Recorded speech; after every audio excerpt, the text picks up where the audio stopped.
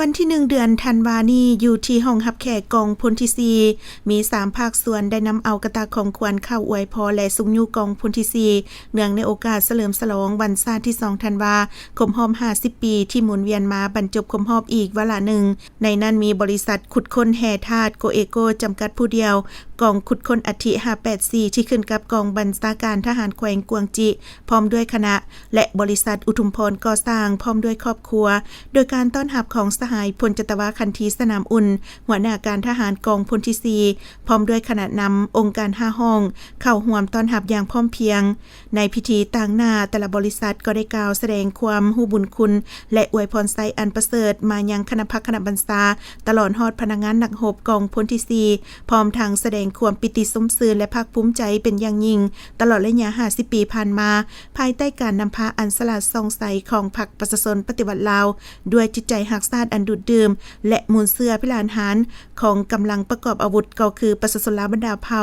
ได้ผ่านความยุ่งยากสิ่งท้าทายและทดสอบนานาประการจนสามารถญาติเอาเอกราชแห่งชาติและก้าวไปถึงการทอนโฮมประเทศชาติให้เป็นเอกภาพอย่างสมบูรณ์เสริมขยายสายพัวพันมิตรภาพที่ยิ่งใหญ่ความสามัคคีแบบพิเศษและการร่วมมือรอบด้านระหว่าง2ชาติ2พรรค2รัฐและ2กองทัพก็คือประชาชน2ชาติลาวเวียดนามได้เพิ่ม